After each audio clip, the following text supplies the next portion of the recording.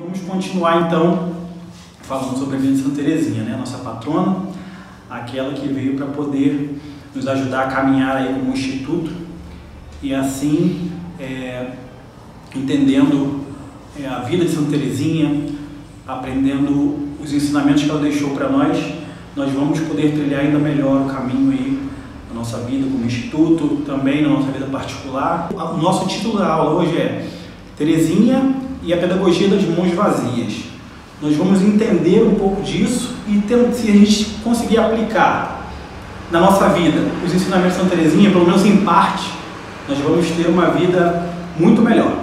Nós vamos conseguir nos santificar o nosso dia a dia e aí dessa maneira a gente vai conseguir também santificar a nossa família, que são aqueles imediatos ali que nós somos chamados a todo dia mostrar um pouco da luz de Deus, mostrar aquilo que Deus tem feito em nós e também dessa maneira irradiar para os demais, né? Para a nossa macro família, para os nossos amigos do trabalho, os nossos amigos do cotidiano.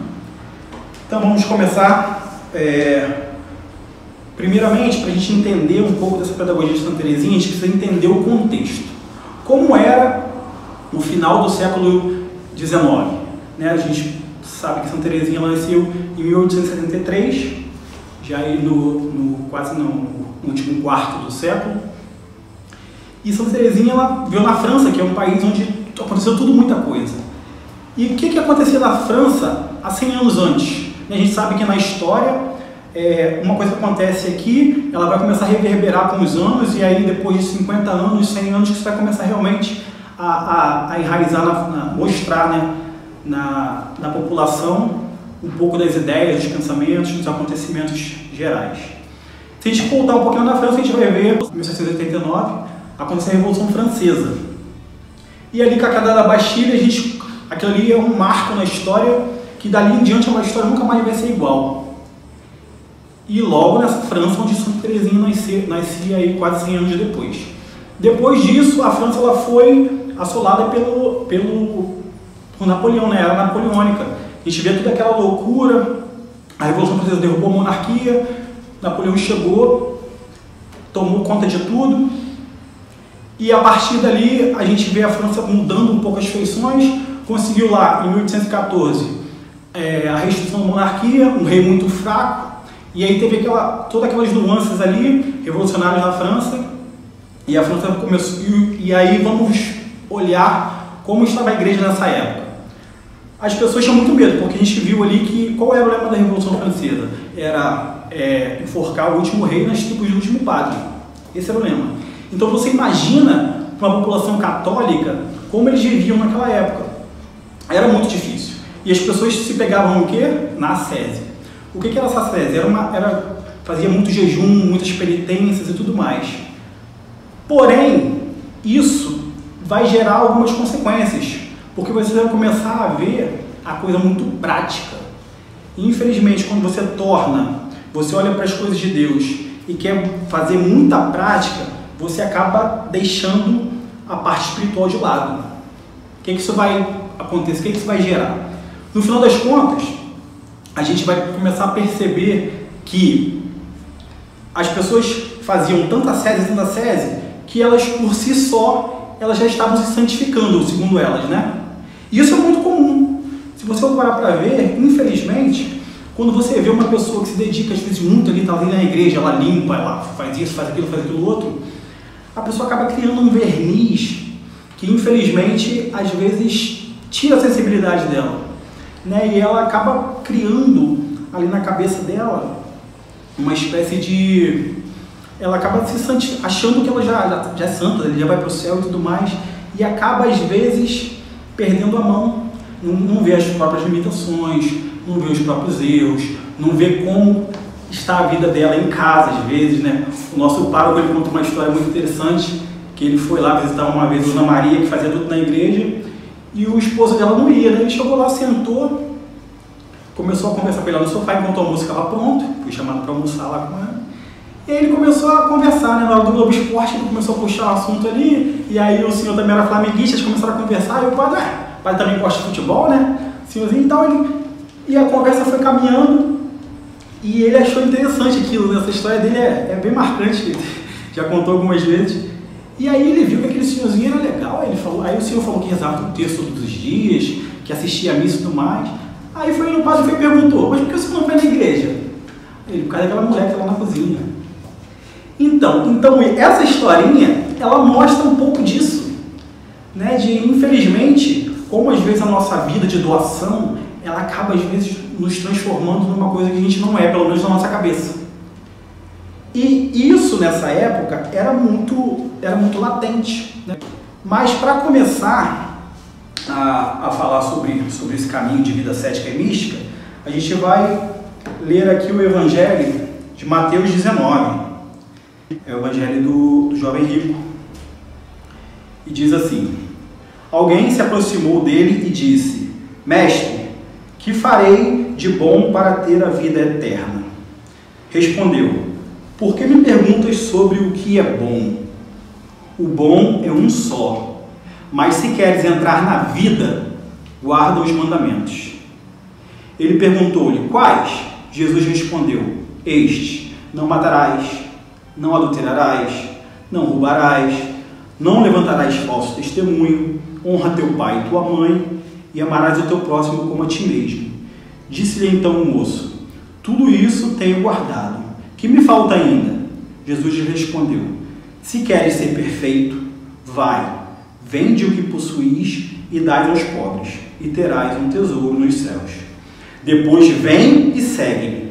O moço, ouvindo essa palavra, saiu pesaroso, pois era possuidor de muitos bens. Esse evangelho tem tudo a ver com o que vai ser a nossa reflexão de hoje. É interessante a gente começar a pegar aqui, quando ele pergunta para Jesus, Jesus vai e diz, se queres entrar para a vida, e essa vida aqui no Evangelho está com um V maiúsculo, né? Que é a vida verdadeira, que é a vida que vem após a morte, né? Após o nosso juízo particular. E aí, como ele já fazia essa vida, né? Ele já fazia essa coisa ali do material, né? Observava a lei, ele então estava salvo, né? Se queres entrar na vida, ou seja, ser salvo, faz isso. Então você observa os mandamentos. Aí Jesus vai e diz, aí ele vai perguntar: o que me falta ainda? Aí Jesus respondeu: se queres ser perfeito, vai e vende tudo. E aí, quando Jesus fala isso, eu lendo esse evangelho, eu nunca tinha chegado a essa conclusão. Porque a gente toma uma pancada tão grande quando Jesus fala: se despoje de tudo que você tem. Aí você fala assim: caramba, isso já começa... A gente entra em pânico. Eu, particularmente, quando a gente lê essa parte, começa a pensar, você nem presta atenção no que vem depois. Por quê? Voltando aqui um pouquinho. Quando a gente observa tudo isso, isso é a natureza do batismo. A partir do momento que nós observamos os mandamentos, isso nada mais é do que a gente está no 0 a 0. O principal vem depois. Por quê? Nós, com o batismo, nós recebemos a graça santificante, e aquilo ali em nós, ela tem que concorrer para que nós chegamos a essa santidade, que é esse ideal que Jesus veio trazer para nós. Né? Porque, se você for olhar para a lei dos judeus, eles viviam basicamente voltados para a salvação. Mas Jesus, ele veio ainda mais, ele veio elevar a lei. Ele não veio mudar a lei, ele pegou tudo aquilo ali e elevou. Então, a partir do momento que Jesus veio, ele quis que nós fôssemos perfeitos. O que é ser perfeito? É exatamente ser santo. É para isso, esse é o nosso chamado. A partir de Jesus, não é só a salvação. A partir de Jesus, ele nos chama a essa santidade. E é exatamente essa vida perfeita que, infelizmente, esse jovem preso na vida mundana, preso nos seus bens, nos prazeres que, infelizmente, o dinheiro nos dá, o poder nos dá, ele ficou triste, que ele viu que ele não era capaz disso. Só que aí aí é o que eu disse, né? Quando a gente entra meio em parafuso, quando começa a pensar isso na nossa vida, aí Jesus já fala: vende tudo que possuis e dá aos pobres. Aí a gente já fica louco, né?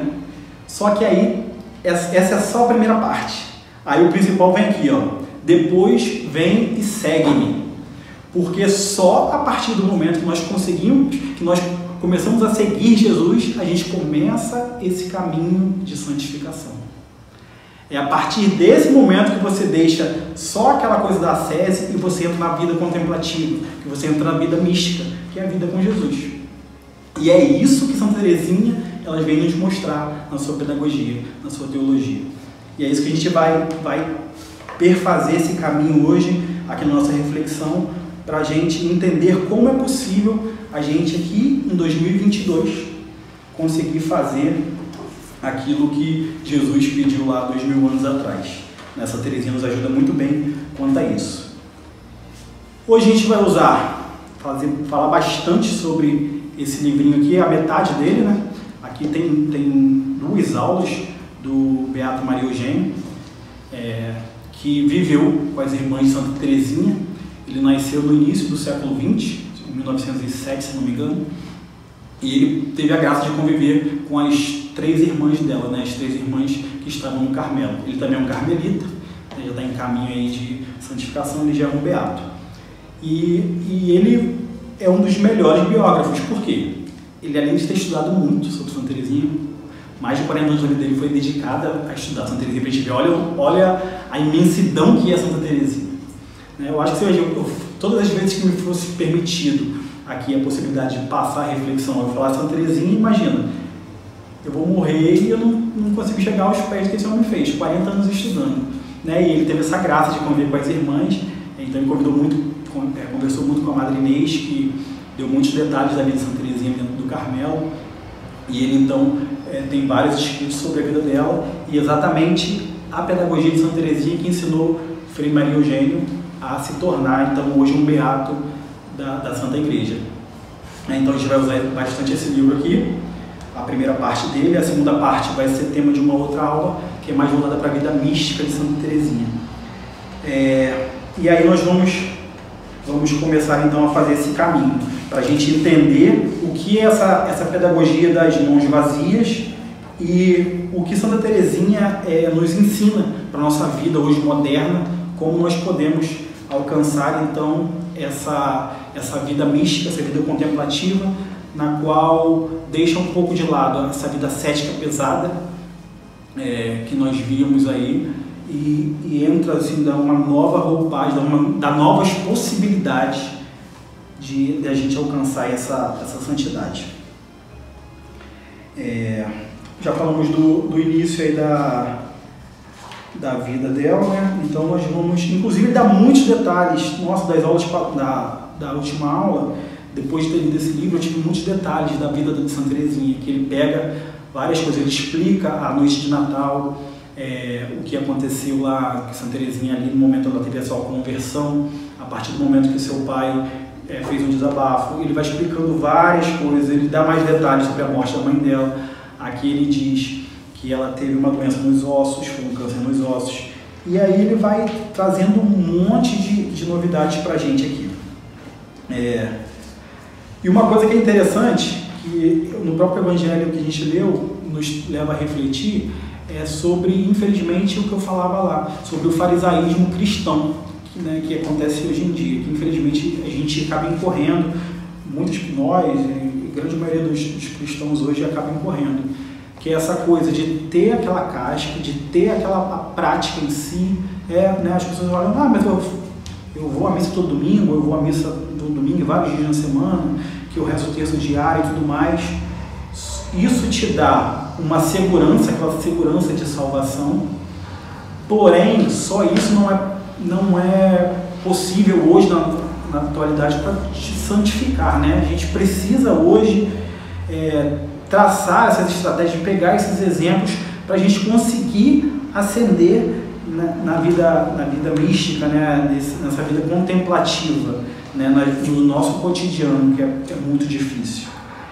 E aí as pessoas eram muito, como a gente viu na aula passada, as pessoas ali, principalmente aqueles que estavam no Carmelo, a parte eclesiástica da igreja, os padres e tudo mais, eles eram muito atentos à parte da justiça divina, né?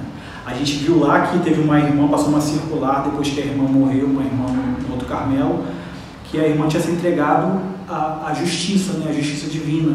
E Santa Teresinha, ao ver aquilo, ela entendeu que a justiça, sim, ela é importante, Porém, muito mais importante é o amor misericordioso que Jesus tem por nós. E isso, ela travou uma batalha dentro de si e ali no seu meio, porque as pessoas estavam muito focadas nessa coisa da justiça de Deus, de tentar agradar de alguma forma, para aí, né, de alguma forma também receber esses méritos. E a gente vai perceber que isso acaba nos afastando, diminuindo nossas possibilidades de ascender. Né? E a gente vai ver aqui conforme na nossa aula. Aqui diz que no início que ela entrou no Carmelo, ela começou a ter uma espécie de secura espiritual. Para quem já leu São João da Cruz, vai ver que ela estava passando pela noite escura. E ali ela começa a travar uma batalha. Por quê? Deus, de certa forma, ele permite essa secura na vida espiritual e a partir daí, com a luta ali, a pessoa vai em si conseguir ascender, porque chega num ponto que você para de progredir na vida espiritual, né? E Deus permite essa secura, essa noite escura, para daí você conseguir ultrapassá-la e lá na frente você vai estar mais lapidado, né? Para poder receber tudo aquilo que Deus vai colocar ali, vai derramar, né? A gente vê isso na vida de Santa Teresa, na vida de São João da Cruz, na vida de Santa Teresinha, de São Padre Pio. E a gente, nos santos de sétima morada, os grandes místicos, isso vai estar muito presente. Aí a gente vai lá no que eu estava dizendo, né? A pregação que ela escuta na época era baseada nas grandes verdades, claro, mas sobretudo centrada na ideia da justiça. Os retiros pregados são extremamente penosos por causa da oposição entre o que sente na alma, as intuições que tem, a luz que a guia e tudo o que ouve e vê praticar à sua volta. Ou seja, ela estava nessa luta, porque tudo à sua volta, as pregações, as homilias que ela via, os retiros que eram pregados, estavam muito centrados nisso, na parte da justiça. Você precisa fazer por onde para que Deus, na hora de te julgar, veja os teus méritos e aí te salve. Entendeu? Como você fica aí preso a algo que vai te colocar assim numa redoma, algo que vai limitar o teu poder de ir mais além. Quando você faz algo, como nós somos tão fracos, tão miseráveis, se a gente ficar limitado aos nossos próprios méritos, a gente vai viver uma vida muito superficial. Você vai conseguir ser salvo? Sim, mas Deus tem lá na frente algo muito maior para você. O céu, ele tem ali os seus patamares, né? Os santos, quando Deus quiser, nós chegaremos lá na visão beatífica, nós vamos ver lá, ao lado de Jesus, os apóstolos, depois os santos de sétima morada, e a gente vai vendo. Né? E aqueles que foram salvos, sim, vão estar no céu, mas eles vão deixar de contemplar uma coisa ainda muito maior. Por isso que nós somos chamados a essa santidade. Por isso nós temos que entender isso. E aí, Santa Teresinha, ela vivia nessa coisa, ela já tinha entendido, né? Pela grandiosidade dela, pela precocidade dela, ela sempre foi desde muito nova, ela sempre foi muito atenta, né, a tudo que estava à sua volta e, claro, preparada por Deus para ser a santa da magnitude que foi. Ela já percebia tudo isso e vivia essa luta, né? Interiormente ela sabia que ela tinha que ir muito além disso, porém tudo à sua volta pregava dessa maneira. E olha que ponto chega. Ela às vezes ia se aconselhar com algum padre, né, algum confessor, e Santa Teresinha, ela era podada. Tipo assim, vai devagar, é muita coisa para você, não precisa ser tão radical, não precisa ser assim. Olha só. Olha o que ela ouvia. Minha filha, seja uma boa religiosa, mas não aspire tão alto. Né? Infelizmente, isso aqui ela ouviu de um padre, de um sacerdote. E quantos de nós, né, não vamos ouvir isso na nossa vida se a gente procurar ser um pouquinho mais fora da curva do que são as pessoas hoje em dia à nossa volta? A gente vai ouvir isso. Não precisa de tanto, né? Vai devagar, para que isso? Quantas vezes, né? Quantas vezes a gente já ouviu e vai ouvir isso? Né? Então, infelizmente, essa é a máxima que permeia o nosso tempo, né? Não precisa disso tudo. Para que isso? Bom, vai para a igreja de novo. Não, para que isso? Está lendo muita Bíblia, não precisa disso tudo não. Filho do cara. Entendeu? Então é assim, desde a época de Jesus era assim, era apontado. E isso na época de Santa Teresinha ela ouvia isso. Pensa, alguém da grandiosidade dela ouvir isso. Só que aí em 1981, quando ela tinha 18 anos, teve um padre que entendeu isso, e ali deu um impulso. Aí ela viu que não estava sozinha, né? Tinha outras pessoas que também já conheciam a essência ali, né? Deus já tinha se revelado, né? Mostrado que poderia ir muito além. E aí ela entendeu isso. E aquele padre ali veio exatamente para ratificar aquilo que ela sentia, né? Aquilo que tinha dentro dela. E aí o que significa então o que quer dizer para nós essa pedagogia das mãos vazias, né? Ela entendeu que não os méritos por si só, como ela mesmo dizia que ela era muito Santa Teresa também falava muito isso, né? Que ela era muito ruim, ela era mulher, ou seja, então tudo para ela muito ela botava ali todos os adjetivos que colocavam lá para baixo. Entender isso, que só os méritos não bastam. Então o que eu preciso fazer? Eu vou amar ao máximo Deus. Eu vou amar ao máximo Jesus, todo o meu coração.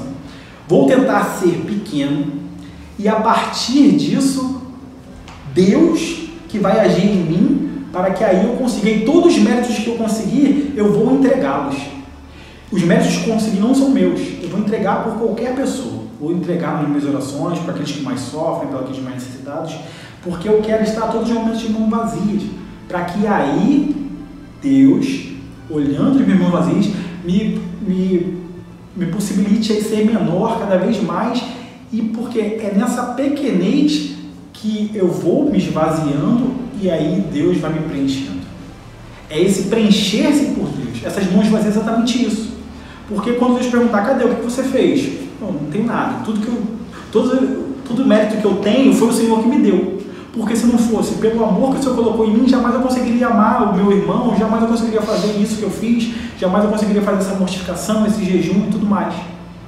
Então, nisso consiste essa pedagogia que nós vamos aprender a aplicar aqui, né, aos poucos, aí, conforme as nossas misérias nos vão permitindo. É exatamente isso. A gente entender que nós não somos nada e entender que até aquilo de bom que nós temos não é nosso.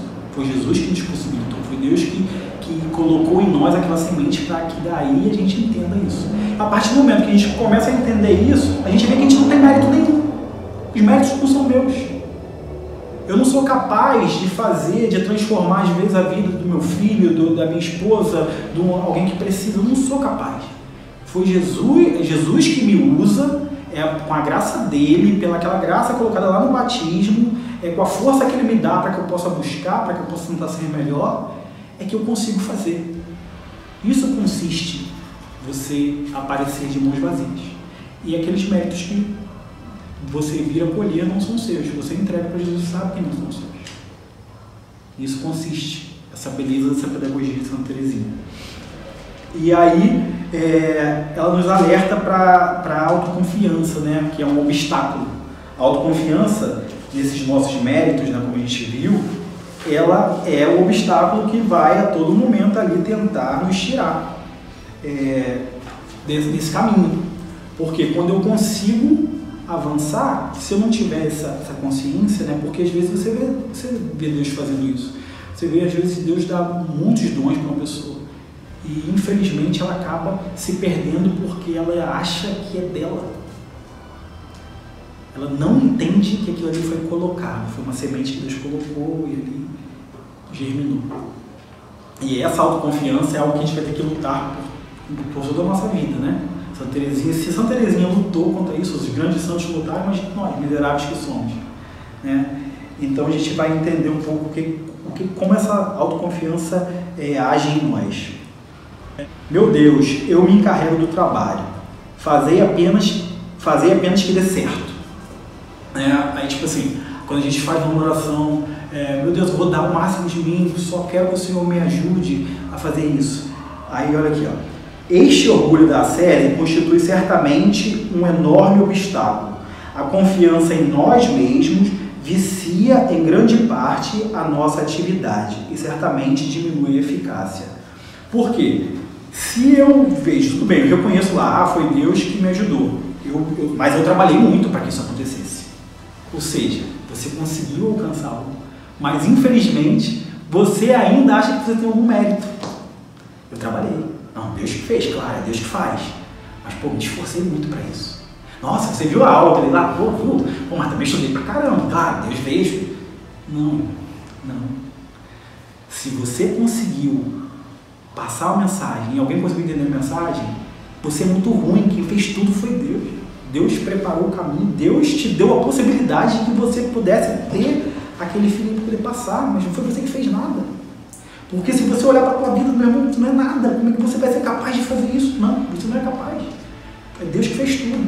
E é isso, essa coisa que nós temos que lutar ainda mais no nosso tempo, onde as pessoas gostam dos holofotes, gostam de estar à frente, de ser paparicado, de ser mimado, né, de ser citado nas redes sociais e tudo mais. Isso é diabólico. Isso é diabólico. Às vezes o demônio ele age em nós assim, que essa coisa, como é que você foi? Ou você foi muito bem e tal. Não, se você considera algum mérito, não é teu, não. Todo o mérito foi Jesus que colocou lá em você, Deus que deu essa inteligência aí e convidou a tua vontade a fazer o que você está fazendo. Então coloque-se no seu lugar que você é apenas um instrumento muito fraco, muito ruim, mas que ele tem que usar. Né? Se ele não falar, como é que ele vai falar? Né? Ele não vai tolir a nossa liberdade, né? Ele não vai usar a voz dele, porque senão ele seduziria todo mundo. Então ele precisa da tua voz, tu que é miserável. Entendeu? Então, essa autoconfiança nos atrapalha muito. E voltando ao que se fala da diferença entre santificação, entre a salvação e a santificação. Né? No Concílio Vaticano II, né, que nos trouxe aí algumas dificuldades, porém também tem coisa muito boa no Concílio Vaticano II, ele nos traz esse chamado à santificação, ele nos mostra por A mais B que nós somos chamados a ser santos, né? Deixar essa coisa de buscar só a salvação, né? Daquela coisa superficial e avançar para as águas mais profundas, como nos convida no Evangelho. Né? E lá no artigo 5º do Concílio, a gente tem esse chamado para nós. Vou ler aqui esse parágrafo para a gente poder entender o que a Santa Igreja nos chama, né? Chamamento universal à santidade. Isso lá no tópico 39. A nossa fé crê que a Igreja, cujo ministério o Sagrado Concílio expõe, é indefectivelmente santa. Com efeito, Cristo, Filho de Deus, que é com o Pai e o Espírito Único Santo, amou a Igreja como esposa, entregou-se por ela para santificar e uniu-a a si como seu corpo, cumulando-a com o dom do Espírito Santo para a glória de Deus. Por isso, todos na Igreja que pertençam à hierarquia que por ela sejam pastoreados são chamados à santidade, segundo a palavra do apóstolo. Esta é a vontade de Deus, a vossa santificação.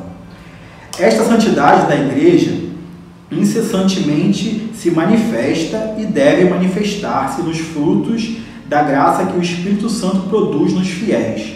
Exprime-se de muitas maneiras em cada um daqueles que no seu estado de vida, gravem bem, no seu estado de vida, tendem à perfeição da caridade com edificação do próximo. Ou seja, porque você tem que ser santo no seu chamado de vida, no seu matrimônio, na sua vida religiosa, para que você, além de alcançar a santificação, você contribua com a edificação do próximo.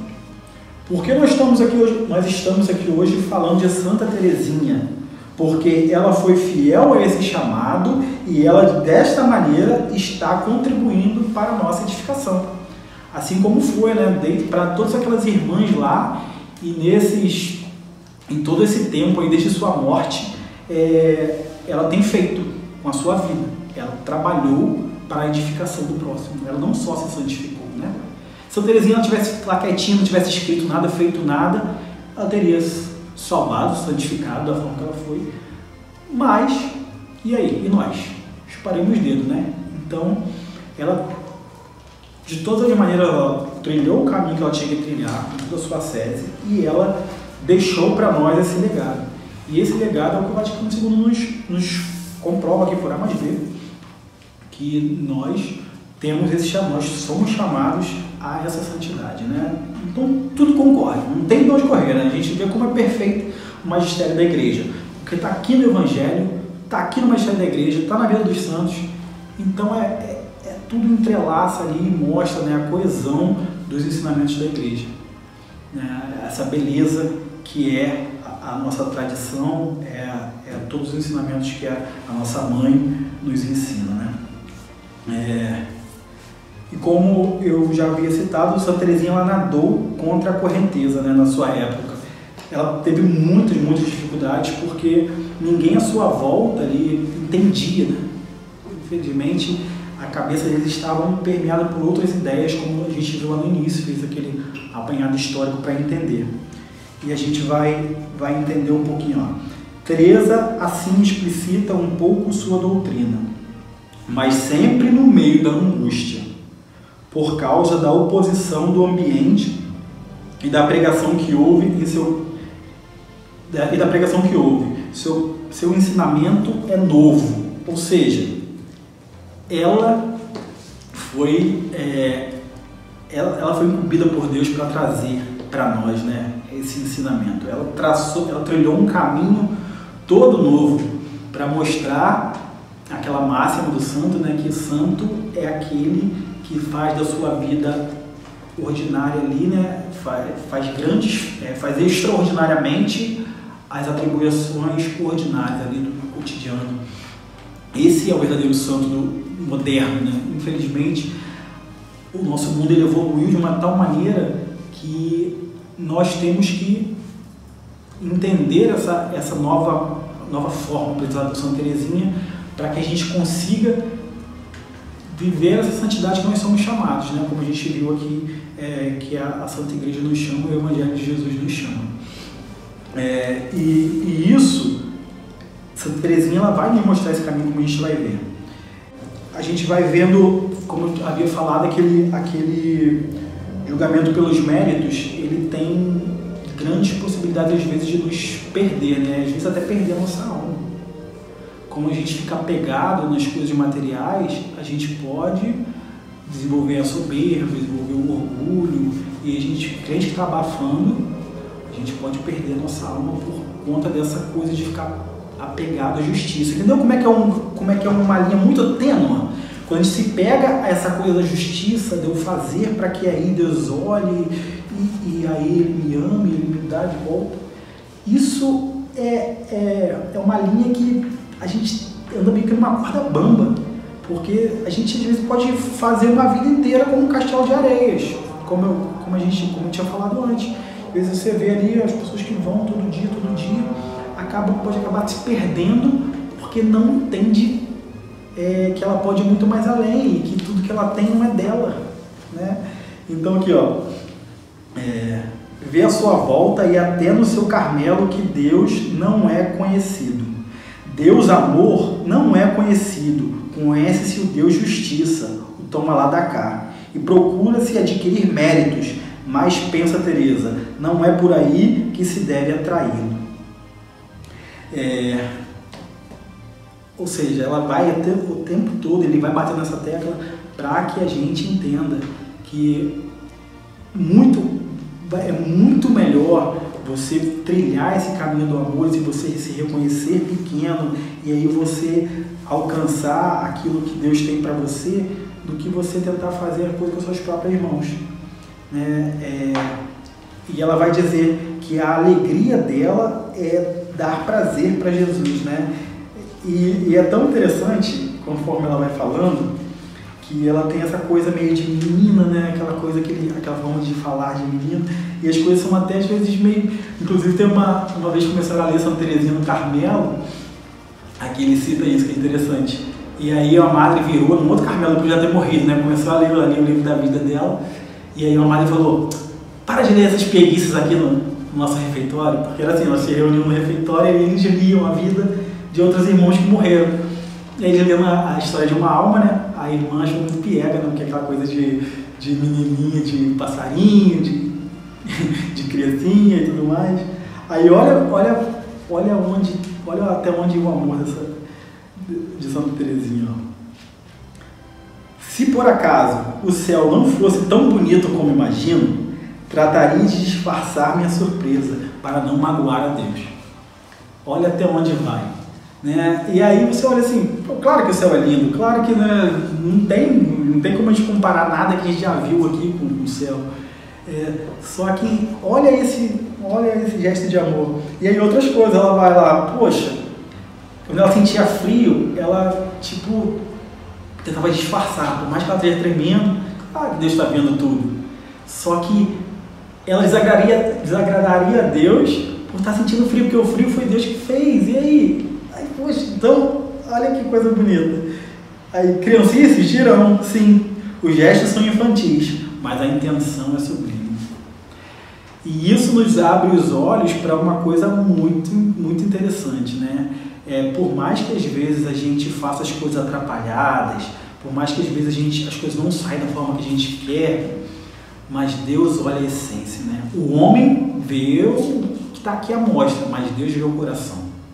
Não adiantaria nada eu preparar essa aula aqui para vocês e tudo mais, e achar que tem que ser o máximo, todo mundo tem que sentir, todo mundo está vendo aqui, eu falo rápido, às vezes eu me atrapalho, eles vão embora. Sim, mas Deus vê o coração. Deus vê ali o que você colocou de você, o que você fez, o esforço que você teve para que isso acontecesse. Por mais que seja inútil, que às vezes o que eu estou falando aqui ninguém está entendendo nada, quem vai me assistir depois não esteja entendendo, mas Deus vê o teu coração. É isso que a gente precisa entender. Essa é a dinâmica do amor.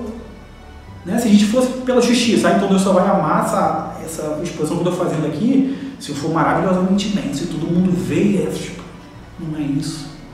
Não é isso, imagina. Se fosse dessa maneira, muita coisa iria se perder, mas Deus vê tudo que você fez, todo o caminho que você percorreu, né, o tempo que você tirou, que você meditou, a oração que você fez, né, e a partir dali Ele vai te recompensar. Né, e é entender isso. Essa é a pedagogia do amor misericordioso. É que Deus vê exatamente essas coisas. Né, e como seria ruim se a gente ficasse preso, se a gente ficar preso só a essa coisa da justiça. Aí vamos lá. O maior é aquele que se faz pequeno, pois assim Deus o preenche por inteiro. E quando se percebe o grande benefício de ser pequeno, esforça-se para tornar-se ainda menor e mais dependente. Ou seja, Santa Teresinha ela mostra aqui com a vida dela essa máxima de ser. Conseguiu chegar a um ponto de entregar, você tem que entregar ainda mais para ser ainda menor, porque assim, como eu disse um pouco antes, a gente vai se esvaziando, a gente vai deixando o nosso eu, a nossa personalidade e vai se moldando aquilo que Deus quer, aquilo que Jesus vem fazendo em nós, que o Espírito Santo vai transformando. E é isso, a grande alegria que Deus tem é se dar gratuitamente. Né? A partir do momento que eu não haja pelos meus méritos. Né? Porque se eu quero que a graça de Deus ela haja em mim conforme aquilo que eu dou, eu estou limitando a graça de Deus.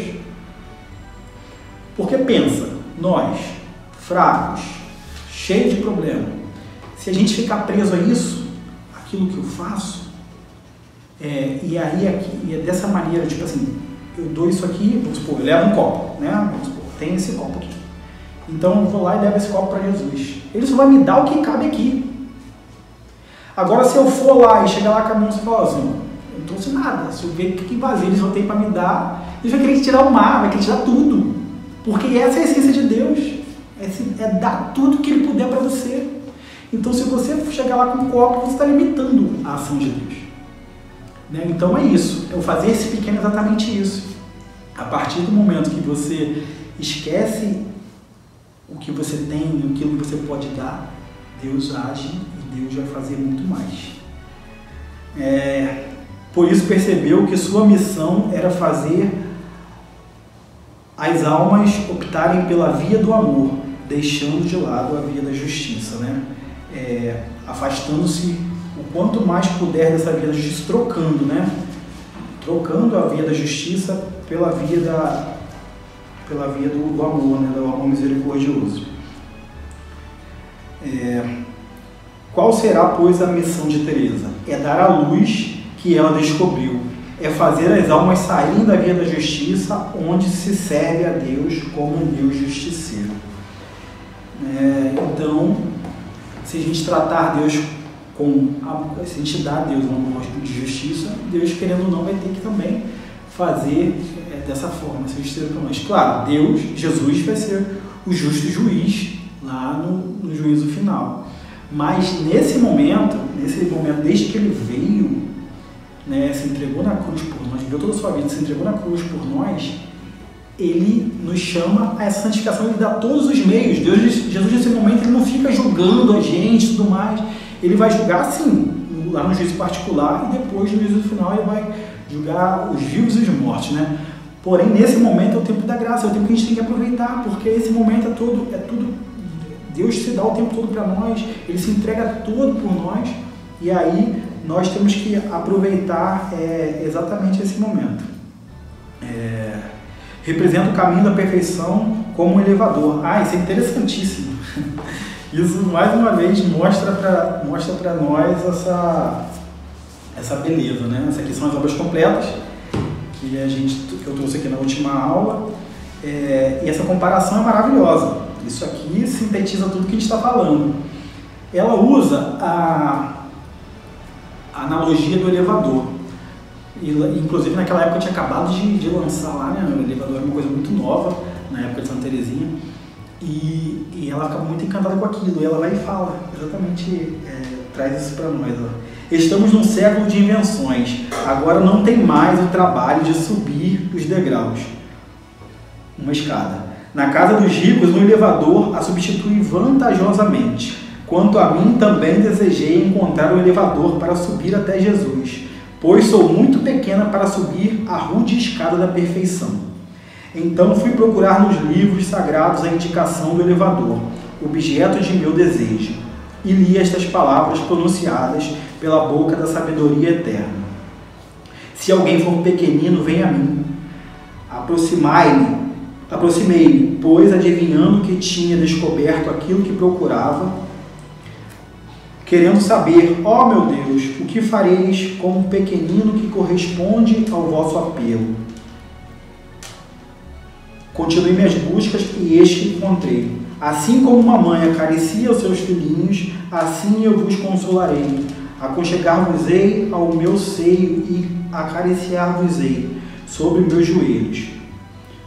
Nunca palavras mais doces, mais melodiosas vieram alegrar minha alma. O elevador que deve fazer-me subir até o céu. Os vossos braços, Jesus. Por isso não preciso descer. Devo, pelo contrário, permanecer pequenina e tornar-me cada vez mais pequenina. Ou seja, que coisa bonita. Essa analogia do elevador é a gente entender exatamente isso. Que o que nos eleva é o amor de Deus. A gente não tem forças para subir, então a gente entra no elevador e o que Deus faz? Ele nos eleva, né? Aquela subida difícil da SESI, a gente acaba colocando nessa subida, olhando para nós e falando, como eu tive força de subir, né? Subir degrau a degrau. E a vida de santidade, a gente entende que é isso.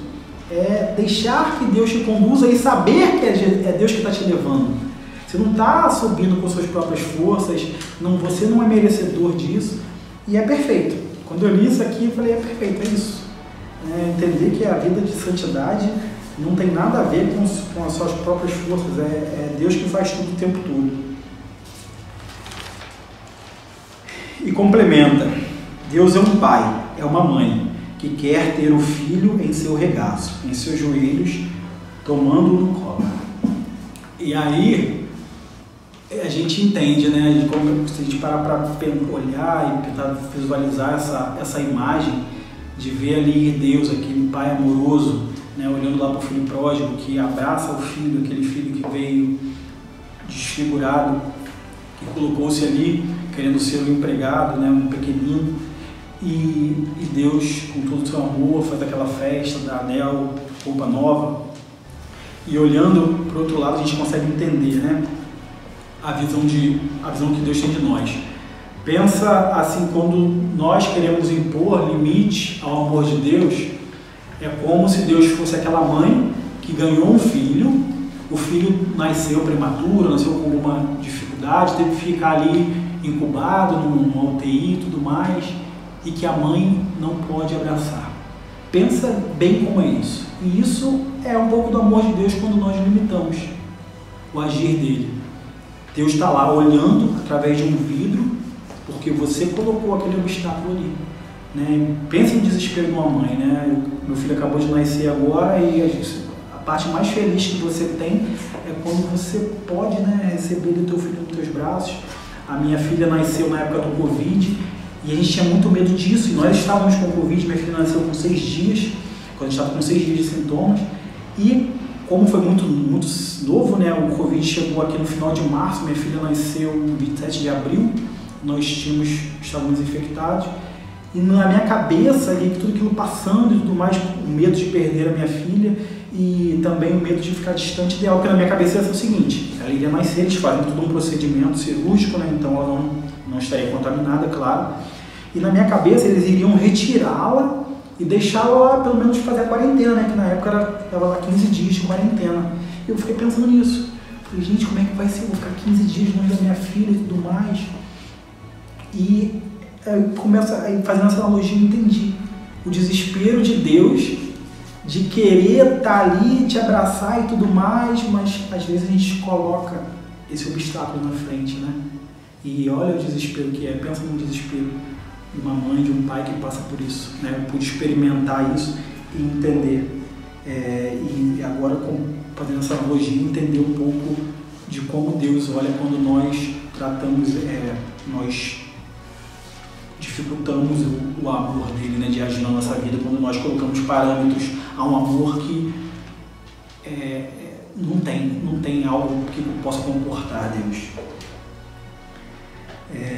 E a autoconfiança, ela nos atrapalha, vicia e diminui a eficácia da graça santificante, né? Como eu já havia dito, às vezes nós colocamos barreira a esse amor, né? E é isso que nós somos chamados, a quebrar isso, a tentar todos os dias se fazer esse pequenino, como ela nos ensina aqui, a se fazer cada vez menor, e aí Deus vai fazendo.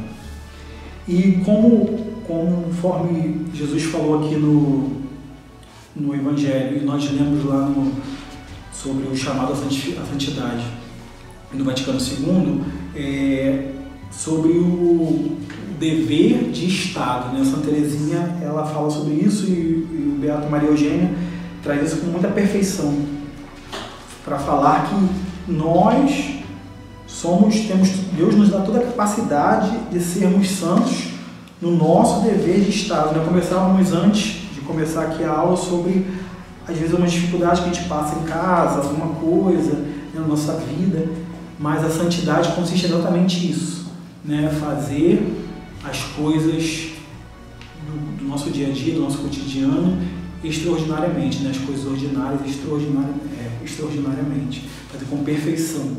Se você é chamado a ser professora, dar aula, você tem que dar a melhor aula que você puder dar, você tem que se esforçar para ser a melhor aula que você puder dar. Você, no seu tratamento com o público, se você tem que é chamado a fazer, se você ganha por aquele trabalho, você tem que dar o seu melhor sempre. E é isso, é santificar todos os nossos atos, santificar o nosso trabalho, né? Claro que é muito difícil, isso é um sonho, né? Não é um sonho porque Deus realiza, mas é algo meio assim, às vezes a gente olha como inatingível, né? Mas esse é o nosso chamado. Se a gente entender isso, que nós somos santificados em todos os momentos, às vezes é uma louça que a gente lava para ajudar a esposa que está muito atarefada, às vezes é um momento que a gente está mais cansado, quer descansar, que a gente dá para o filho, tira esse tempo para dar para o filho, em vez de descansar, para poder brincar, ou para poder ensinar um dever, ou para fazer qualquer outro tipo de coisa, para agradar ele, é uma forma que nós estamos nos santificando no nosso dever de Estado. E isso vai fazer toda a diferença. Porque como a nossa vida hoje é muito corrida, né, a gente via lá na Idade Média que as pessoas viviam ali num pequeno feudo, e era todo mundo junto, a família trabalhava junto no campo e tudo mais.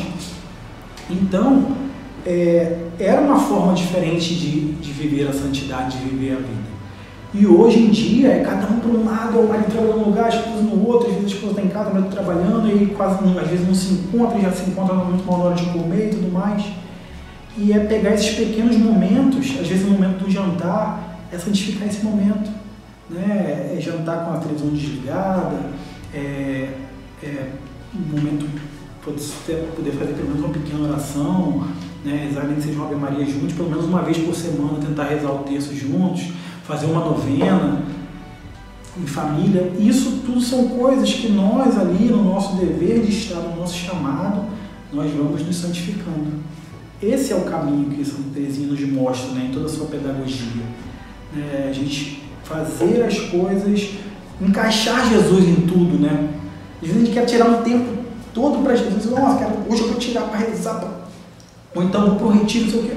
Mas você não tem esse tempo, o seu trabalho não permite, a sua vida em família não permite, colocar Jesus nas pequenas coisas. Né? Às vezes num trajeto, num tomar banho, às vezes você abrir ali algo e você vai louvando, vai agradecendo, vai... E é isso, né? Encaixar Jesus nas pequenas coisas, aquelas pequenas porçõezinhas. E ali a graça vai acontecendo, ali Deus vai agindo. E é isso que Ele quer fazer. Deus não quer marcar um encontro com a gente igual a gente marca, né? Quando está namorando, você vai estar lá na sexta-feira, no sábado, no domingo. Não, Deus não quer marcar esse encontro contigo, não. Ele está contigo o tempo todo, a parte boa é essa. Jesus, Ele está presente o tempo todo, é só a gente conectar. Está lá dentro da nossa alma, né? Está lá no nosso espírito. E é muito sobre se fazer esse link. Claro que um mundo tumultuado do jeito que é o nosso, as coisas vão acontecendo, mas é nisso que nós somos chamados, né? E vou ler aqui para a gente encerrar o que dá assim, todo o apanhado a tudo que eu consegui passar aqui hoje, né? Que eu trouxe aqui. Espero que tenha conseguido passar no mínimo aqui. Claro, o livro é muito melhor, convido vocês a quem puder adquirir. Teu Amor Cresceu Comigo, né? Da Paulus, escrito pelo Beato Maria Eugênio. Maravilhoso, um livro gostoso de ler, pequenininho, 130 páginas, mas que você pode ir degustando, né? Entendendo essa vida, esse chamado de Santa Teresinha para nós. Isso aqui é para encerrar e a gente vai entender bem, sintetizando essa reflexão de hoje. Foi, portanto, essa contemplação toda simples que supersaturou a alma de Santa Teresinha do Menino Jesus, de divino, de sobrenatural, que se traduz na história de uma alma. Sua irmã Maria do Sagrado Coração tinha toda a razão quando pedia que Teresinha escrevesse alguma coisa. Pouco importava sob que forma. Ora, na história de uma alma, o que existe? Quase nada, e se aceita facilmente que as pessoas que não percebem o sobrenatural se questionem sobre o porquê prestar atenção às historinhas de uma freira, aos pequenos casos de uma vida de comunidade.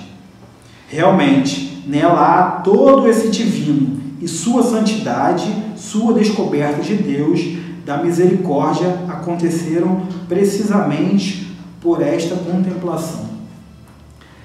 Então, Santa Teresinha ela vem nos mostrar que nas coisas pequenas Deus age. E ela é o exemplo para nós. Não é à toa que Deus escolheu ela para ser a nossa padroeira, ser aquela que vai caminhar conosco, nos ensinar a trilhar esse caminho, né? No mundo agitado que nós vivemos, no século XXI, é baseado nos seus ensinamentos que nós vamos conseguir alcançar aí, degrau por degrau, com muito suor, com muita luta, integrando sempre nas mãos de Deus, pedindo a Ele que nos fortaleça para tentar ser um pouquinho do que Teresinha foi, né? E aqui encerro, agradeço a oportunidade, pedindo a Deus que possa nos abençoar sempre, e que Santa Teresinha sempre interceda por cada um de nós. Amém? Amém. E viva Cristo Rei! Viva Cristo Rei!